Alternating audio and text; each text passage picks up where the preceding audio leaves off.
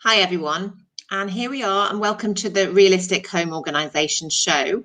And this week we are talking about the mental load and practical steps for reducing the mental load on everyone, on women. Now, I showed this at the start, and actually I just tried to list down all the things that happen in the home, all the things that need doing. And I'm sure this list isn't even as long as it could be. You can see what's written here: the bins, the finances, the kids club, the washing up, where things go, the cooking, the laundry, the folding, the cleaning, the school stuff, the tidying, the garden, the socks. Yeah, the socks is a very specific category. The kids' clothes decisions, what they're going to wear each day. And I'm sure this isn't even the full list. If you can think of another thing, please write it in the comments now.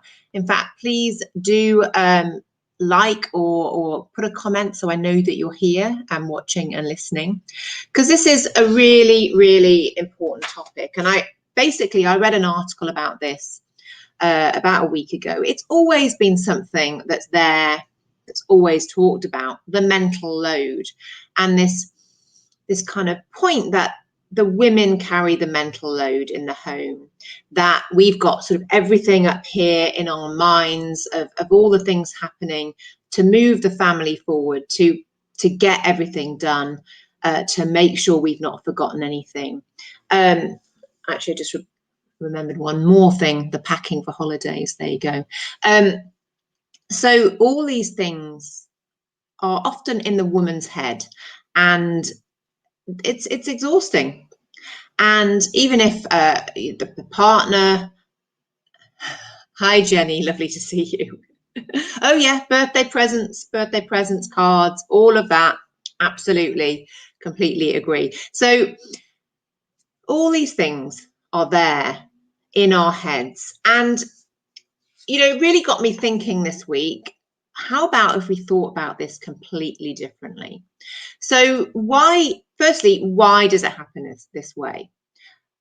Well, it's by default, really. Like, if you think about when you got married or when you moved in together, did you actually sit down and have a conversation about who was going to do what kind of things at home, or did it just sort of happen?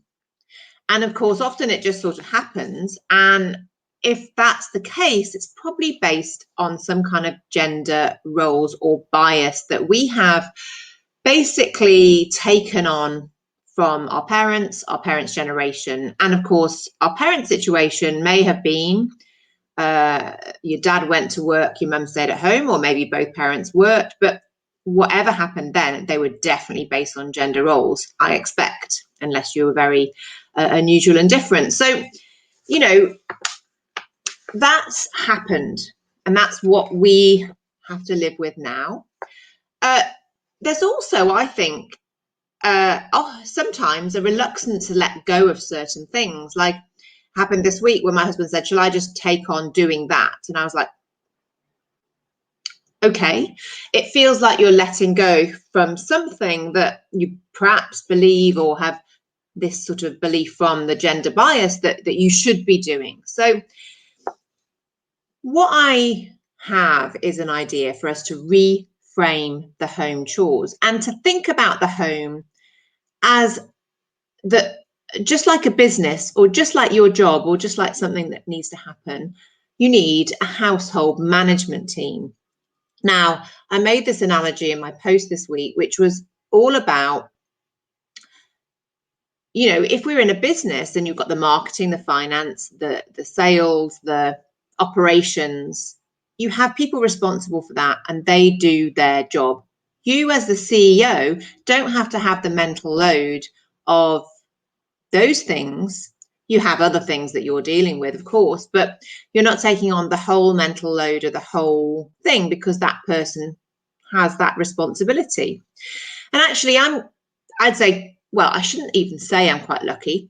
In our house, things are reasonably equitable. We both work from home. My husband's studying, I'm working. And so he does all of our evening meals. It was actually never something we discussed. It just kind of happened. I do the kids' meals and the lunches. He does the evening meal for us. I don't even think about, do we have the food in for that stuff? It's all part of his role. And yes, I will sometimes do the shop and we'll discuss what we might be having, but he's responsible for that completely. It's totally out of my head and away. I don't even have to think about it. So, you know, say you were going to start a company that was the household and you agreeing roles and responsibilities, you'd also agree success factors. And to me, in the way I do things in Serenely Sorted, and my whole reason for Serenely Sorted is to ditch the drudgery, to save time doing home chores, and to reduce mess stress. And it will be no different.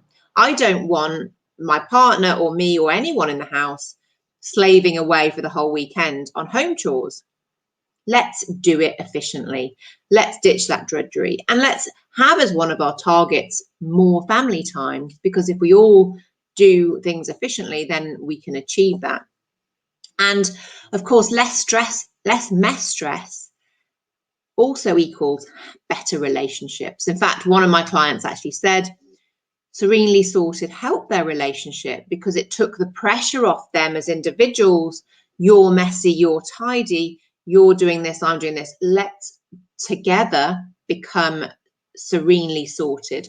Let's not blame you for being messy or you for having super high standard. We agree we are going to take on Serenely Sorted system, and then that's just what we've decided to do.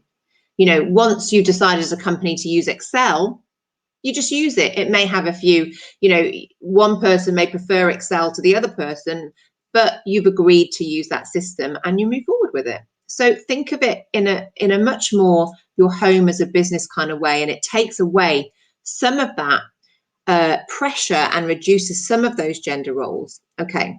By the way, I would like to point out as a public service announcement that I'm not a marriage guidance counsellor, and there is a kind of a basic assumption here that there is willingness on all sides to try this, to go for this. And I believe a lot of men and women do want this.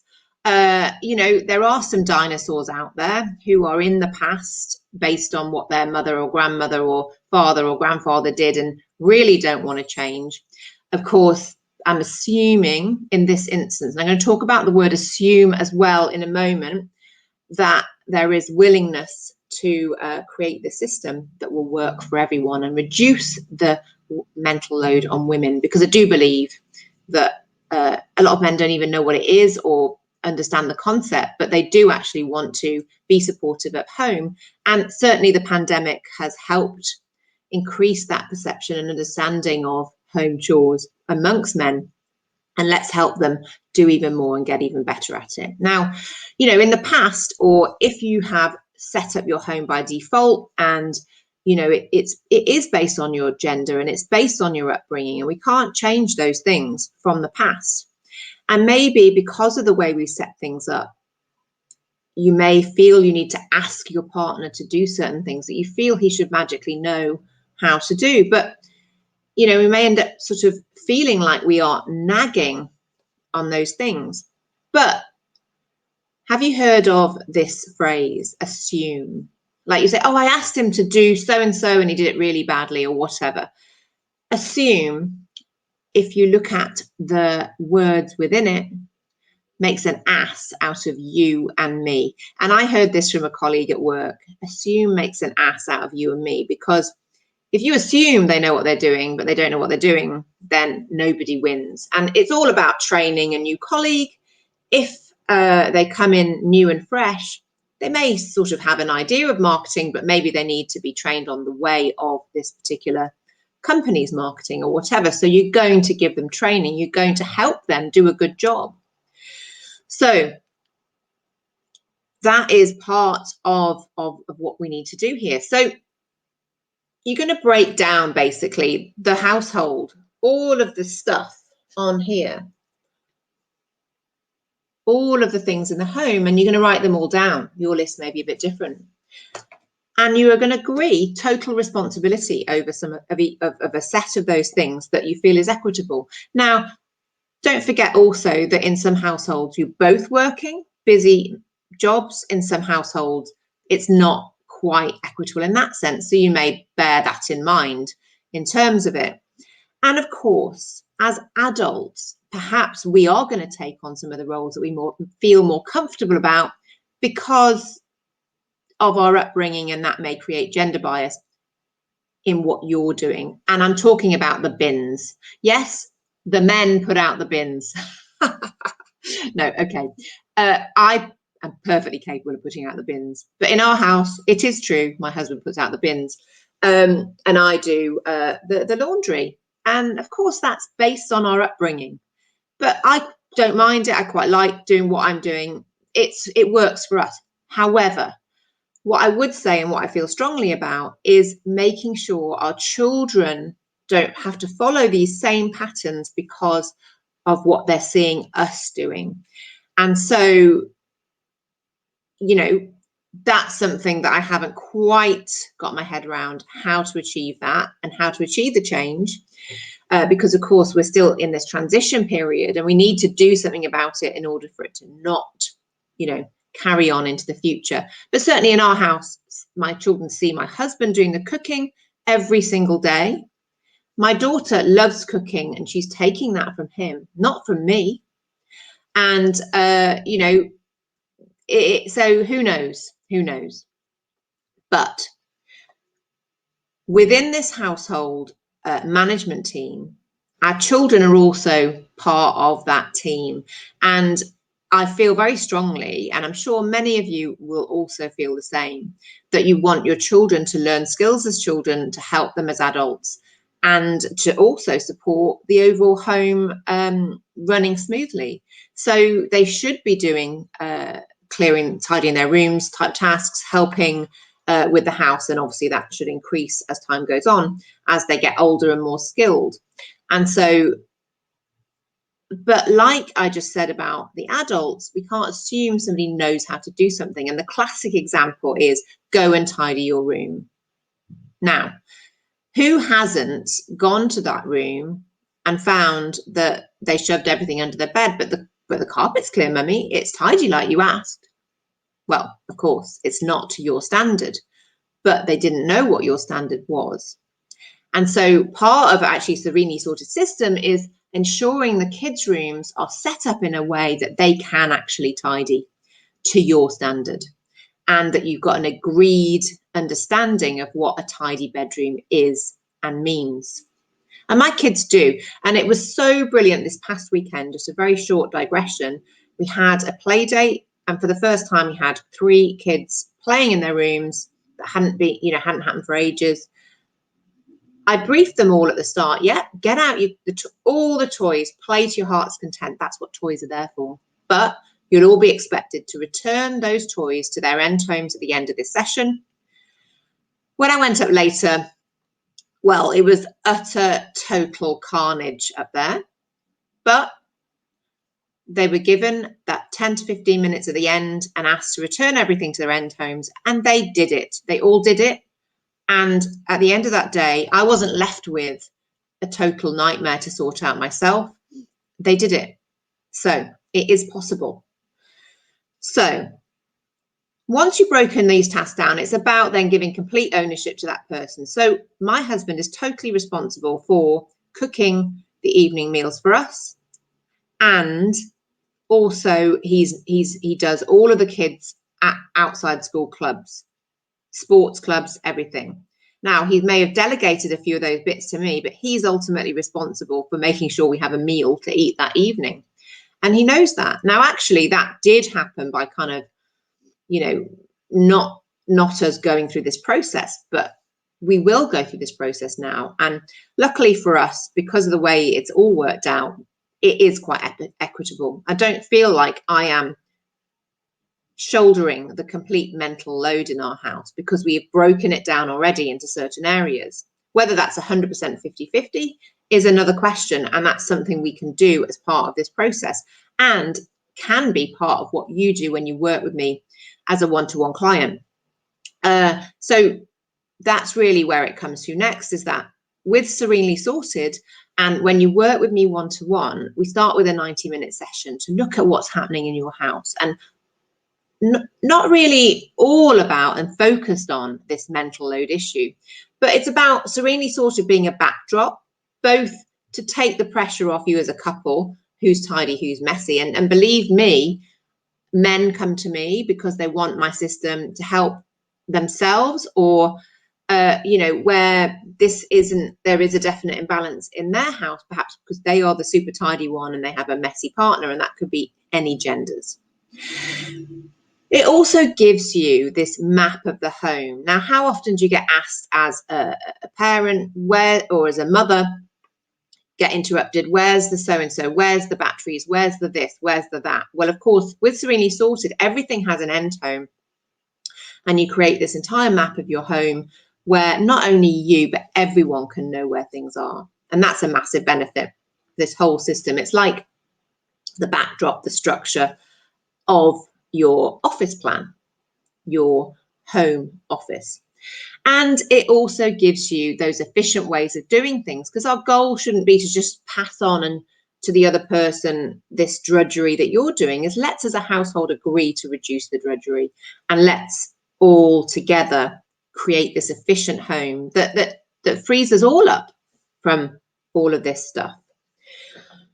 And of course, it does help, as I just mentioned, rebalance this messy person, tidy person. Now, I was the messy person, and that messy person is still inside of me, but it's handled with the Serenely Sorted system, because I have behaviors, mindset, and structure that allow me to live my life without mess and not get into that messy cycle of mess tidy that I used to be in. Yeah, exactly, Jenny. Reduce it for all. And that's what we're looking to achieve. We want to spend more time together. We want to spend more time on our businesses. We want to spend more time to relax. And, that is actually quite refreshing and different. And I think a lot of the time women feel that because of this whole gender stuff we have and the way we've been brought up, that they should be doing tidying, and that, if they haven't done 4 hours on this or 5 hours on that, or, all of that stuff, then, there's something that they're not doing as part of their official role on earth as a mother, wife, woman, or whatever. But I totally don't buy into any of that.